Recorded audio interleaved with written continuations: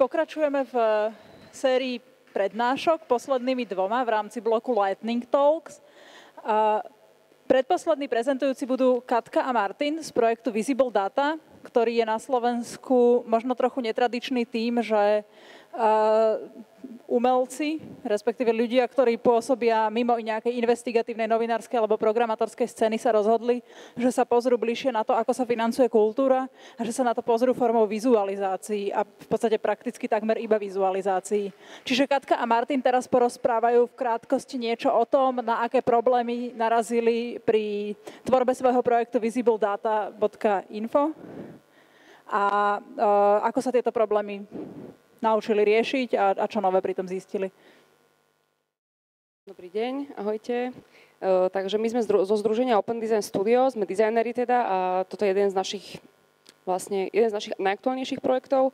A tým, že sme vlastne dlhšie pôsobíme už v oblasti kultúry, teda nie sme umelci, ale sme viac menej si myslíme, že sme dizajneri skôr. A sme teda súčasťou, si myslíme, že nejakej kultúrnej scény bratislavskej, aj slovenskej, tak sme si považovali za dôležité sa vyjadriť k takejto téme, ako je financovanie kultúry, lebo nie len teda, jasne všetci vieme, že kultúra je málo financovaná, ale sme sa snažili sa do toho pozrieť viac a detailnejšie si to rozobrať. A pomocou teda vizualizácií, ktoré sú nám blízke, ako dizajnerom, sme sa snažili vlastne zviditeľniť nejaké dáta, transparentniť, zviditeľniť to, čo existuje, sú to verejné dáta, teda dáta o financovaní kultúry verejné, z verejných teda zdrojov. A tento projekt vznikol už minulý rok v spolupráci so srbským združením. Tam bola výstava vlastne v Novom Sade, v Srbsku. Tento rok to máme obohateno ďalšie krajiny. Vlastne pomocou vizualizácií sme porovnávali rozpočty na štátnej, regionálnej a mestskej úrovni 6 krajín zúčastnených v tomto projekte. Teda okrem Slovenska ostatné vyšehradské krajiny boli zapojené a Holandsko a Srbsko ako ďalší partneri. Ten výber bol kvôli tomu, že sa nám podarilo s nimi nadviazať kontakt. Nebolo to vyloženie kvôli tomu, že sme mali nejaký zámer, že iba tieto osloviť. Samozrejme je to začiatok, aj by sme chceli, aby ten projekt pokračoval ďalej, takže čím viac krajín sa do toho zapojí, tak tým to bude lepšie samozrejme.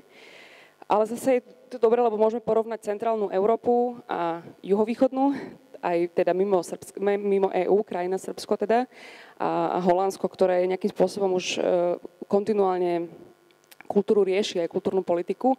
Čo ale zaujímavé bolo počas tohto projektu tiež zistenie, že aj vznikol jeden projekt tam priamo v Amsterdame, ktorý reagoval na škrty, tohtoročné škrty ich vlády, ktorá vlastne škrtla financovanie kultúry v Holandsku o 1/3 dokonca. Takže sa v tom celkovom porovnaní, keď by sme to porovnali so Slovenskom, ktoré má necelé 1% celkového rozpočtu na kultúru, v Holandsku tento rok majú len 0,3%, takže je to ešte menej dokonca. No, tak to je tak v skratke o projekte. Teda súčasťou projektu bol workshop, kde sme spolu s dizajnermi, teda študentami dizajnu z VŠVU aj s nejakými absolventami reagovali aj na také konkrétnejšie slovenské aktuálne problémy, ktoré sa týkajú nezávislej kultúry, jej financovania, divadiel, verejnoprávnej televízie a koľko kultúry je vlastne vôbec vo verejnoprávnej televízii. Rôzne iné témy, k tomu ešte môžeme sa dostať neskôr, alebo plytvania. Sme chceli ukázať na základe nejakých plytvaní, že vlastne peniaze sú. To je známy argument, že kultúra má málo peňazí, lebo nie sú. Ale sme práve chceli dokázať, že nie sú dobre využité a teda mohli by byť aj na kultúru použité. Tam, kde sú preplýtvané v iných sektoroch napríklad. Takže takou nosnou časťou projektu sú porovnania tých rozpočtov a druhou časťou tie aktuálne témy slovenské. Môžeme prejsť ku konkrétne nejakým vizuálom, na ktorých sme robili, alebo k tým dátam, no teda k tomu výskumu. Teda celým týmto vizualizáciám predchádzal výskum, ktorý sme začali, kedy? Zhruba, začali sme rozpočtami a tie začali niekedy na jar, niekedy v apríli, v máji, alebo tak nejak. K tomuto ešte zháňaniu dát, vlastne tým, že my sme dizajnéri, vyštudovaní aj robíme to, tak toto bola pre nás trošku taká neznáma, že chceme vizualizovať dáta, vieme, čo to je informačná grafika, vieme, ako sa to robí, poznáme dizajnérov, ale nemáme dáta. A proste tuto išlo o to, že vlastne ako, to bol prvý náš taký stret, že vlastne je to úplne iné myslenie, analytické versus kreatívne, plus nevedeli sme, že zdroje kde sú, nevedeli sme čo a ako. Tým, že sme dostali nejaké granty, alebo teraz sme žiadali o rôzne granty, aj európske, tak sme mali takú ideu, že však celé to outsourceme ďalej, že proste budeme mať sociológov, budeme mať štatistov, ktorí nám to pozbierajú tie dáta, ale nebolo to úplne také jednoduché. V tejto časti, čo sa teraz tuto ukazuje, to sú budžety rôznych štátov, teda tých našich spolupracovníkov. A to vlastne bolo ešte OK, to sme si zavolali na pomoc sociologičku, ktorá nám toto všetko pozbierala. Samozrejme, v každom štáte to riešil niekto takto podobného zamerania. A to ešte išlo, lebo to sme vedeli presne, čo chceme, aký typ dát a oni potom, tí sociológovia, už vedeli, že čo, kde, ako zozbierať. Problém bol v tej druhej časti, to, čo sme mali na workshope v KC Dunaj so študentami, lebo tam sme sa chceli zamerať na Bratislavu. Na proste nejaké kauzy a kultúrne machinácie s financiami v rámci Bratislavy. A tam to bolo už ťažšie, lebo proste vedeli sme cca, čo chceme, ale tam sme už naozaj netušili, ako tie dáta zohnať. A tu sa musíme poďakovať veľmi pekne Petrovi Kunderovi a Matejovi Kurianovi, ktorí nám s tým dosť pomohli, lebo my sme mali proste nejaké idei a stále sme za nimi chodili, že však pomôžte nám.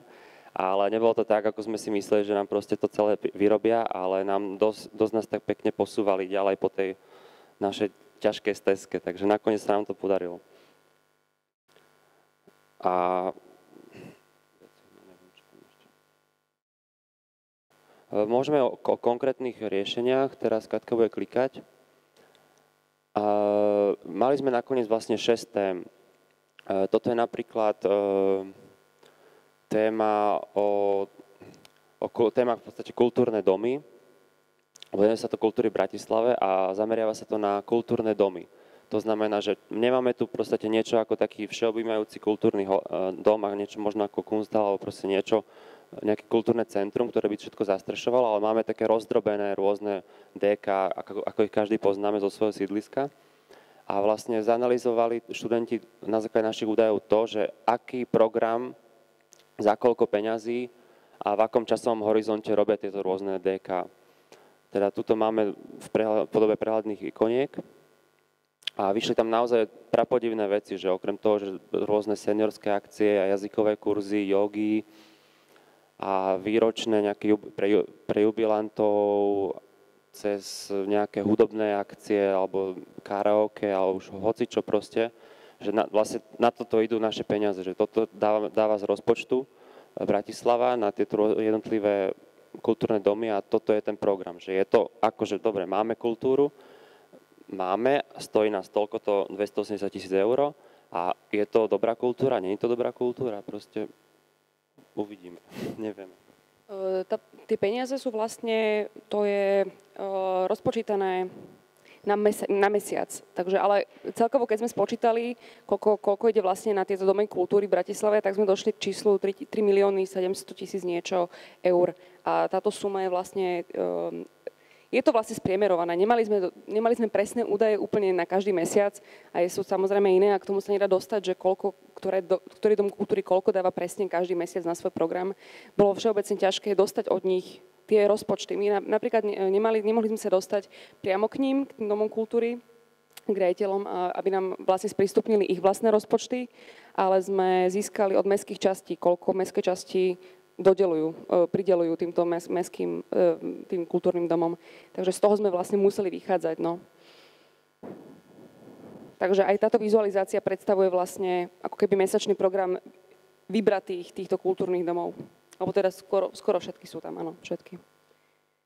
Ďalšia téma napríklad bolo plytvanie. To, čo som už spomínala, že ako ten známy argument o tom nedostatku peňazí v kultúre sme sa snažili takto nejak vyvrátiť. Našli sme nejaké kauzy, ktoré už sú známe z posledného obdobia, kde sme došli aj vlastne k sumám a sú to vlastne kauzy, ktoré sú aj v médiách, to bolo prepierané aj rôzne ináč. Dalo sa k tým dátam dostať, jednoducho k tomu je viac zdrojov, k týmto číslam, takže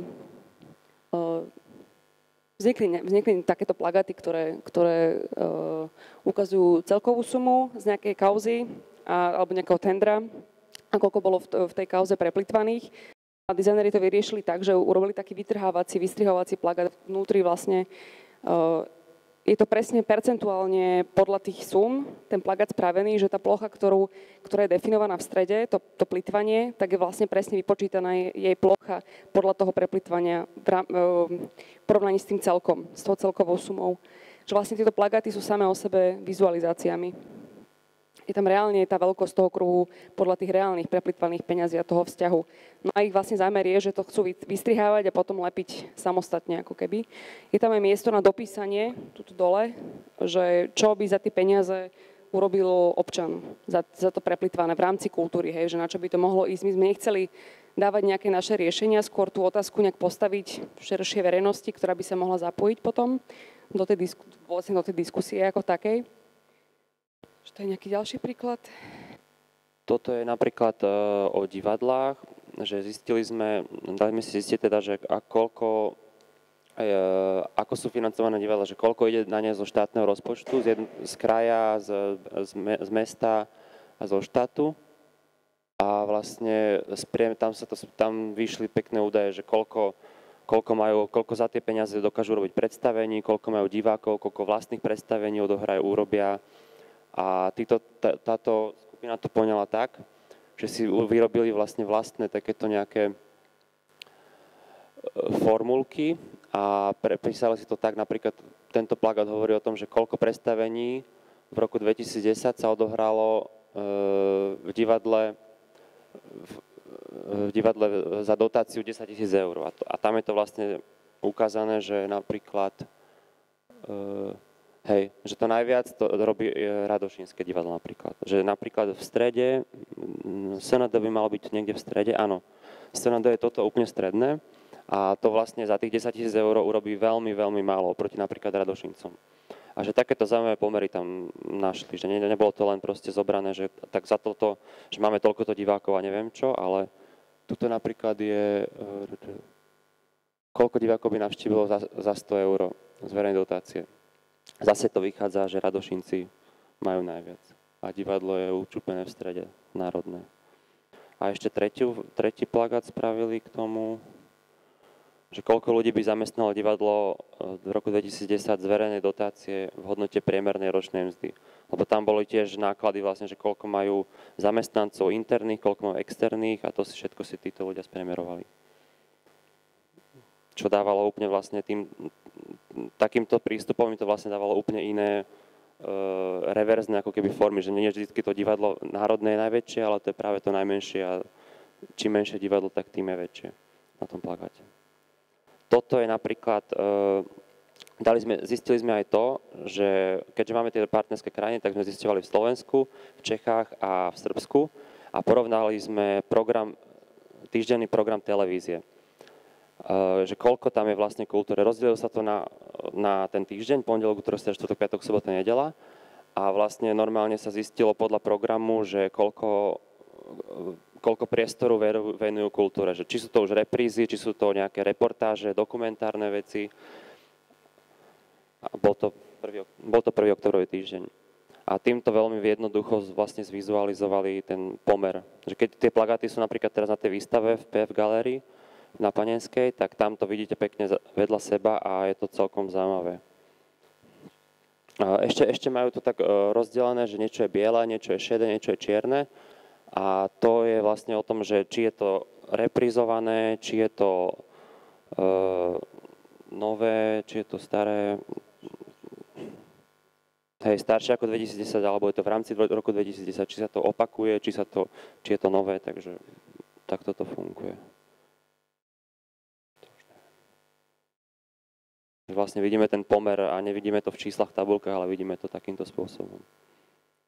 Tie biele plochy sú vlastne reprízy a tu je zaujímavé vidieť, ináč percentuálne je to fakt zaujímavé, my sme došli k tomu, že slovenská televízia najmenej teda, má najmenej kultúrneho programu, sú to 4% v porovnaní s celkovým vysielacím časom.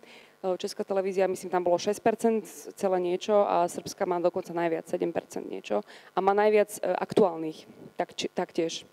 To sú tie čierne. To sú tie ako nové programy kultúrne. A my máme najviac tých reprizovaných, ešte aj najvyššie. A ešte zaujímavá vec je, keďže oni tu majú časovú os, že vlastne my na STVčke venujeme kultúre väčšinou okolo tej polnoci, že asi vtedy je ten kultúrny človek hore. A Srbi to majú práve naopak, pred tou 6. alebo okolo tej 6. Čo je tiež zaujímavé, že tam tá kultúra asi inak vstáva. A Česi to dajú zase na dopoludne. Takže toto sú také tie zvyky. Pardon, to bola Česka, toto, čo som prvil. Takže Česi dávajú na večer a my dávame cez obed. Takže to sú tiež také jednotlivé zvyky slovenského, teda kultúrneho občana v tých rôznych štátoch.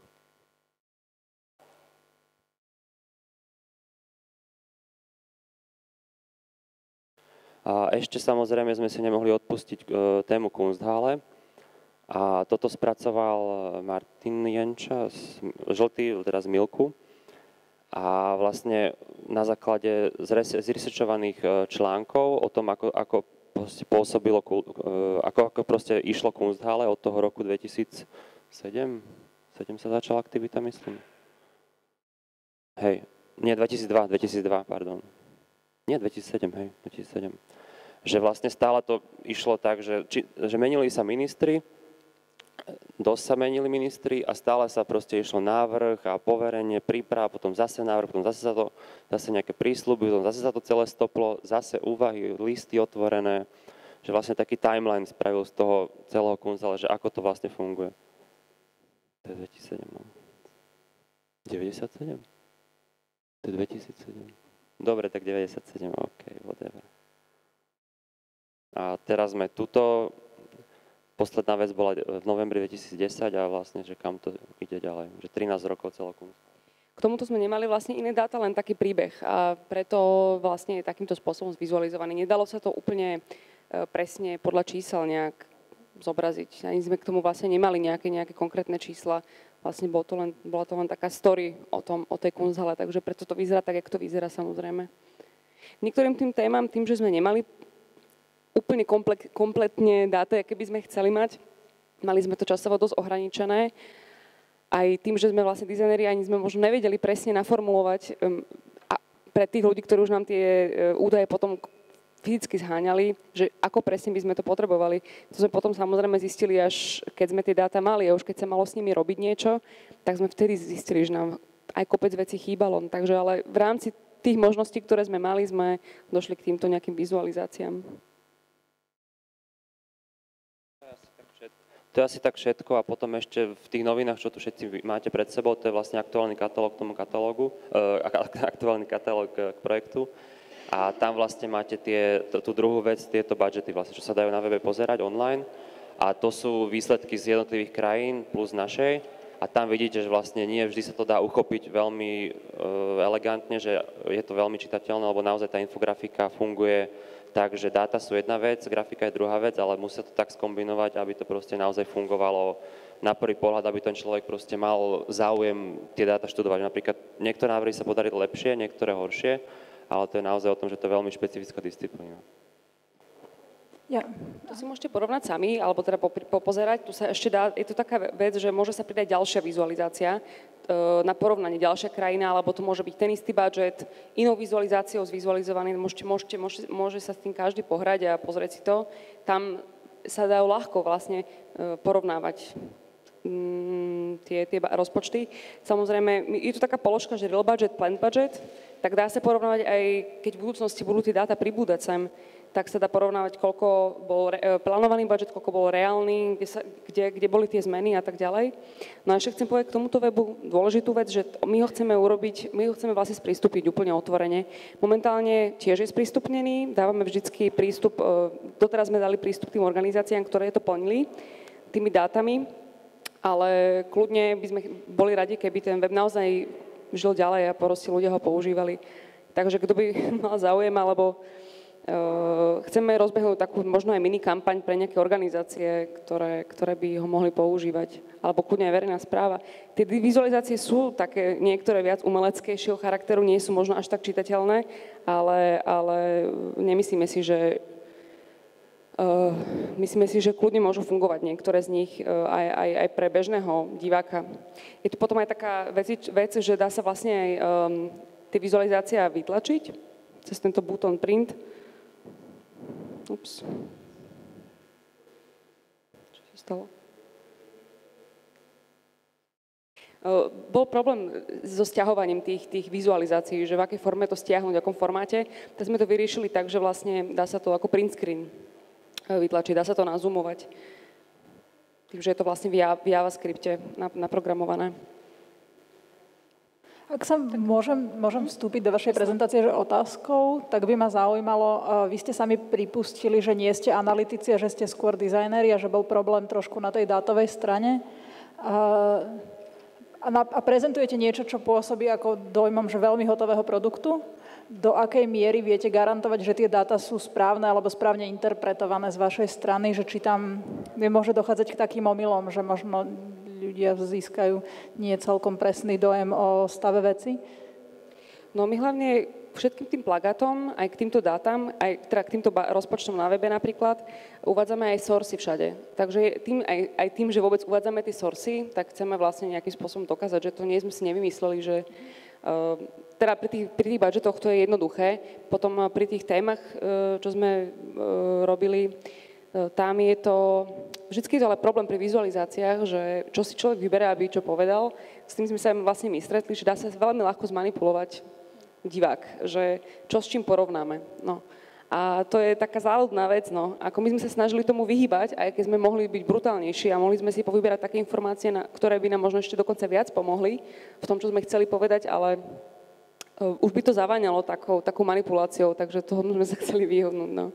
Druhá otázka je z pohľadu človeka, ktorý robí s niečím podobným, ale na tej druhej strane barikády, že skôr dáta a programátori. Môj dojem je, že je veľký problém nájsť na Slovensku ľudí, ktorí vizualizujú dáta, vizualizujú ich kvalitne. Vy to robíte, ale ste v takej možno bubline nejakej, že nie ste až tak v kontakte s tým zvyškom obce, ktorá pôsobí v tej istej oblasti. Ako sa snažíte, spájať s ostatnými, alebo kde je príležitosť robiť s vami? Je tu veľa ľudí, ktorí by možno potrebovali niekedy niečo vizualizovať.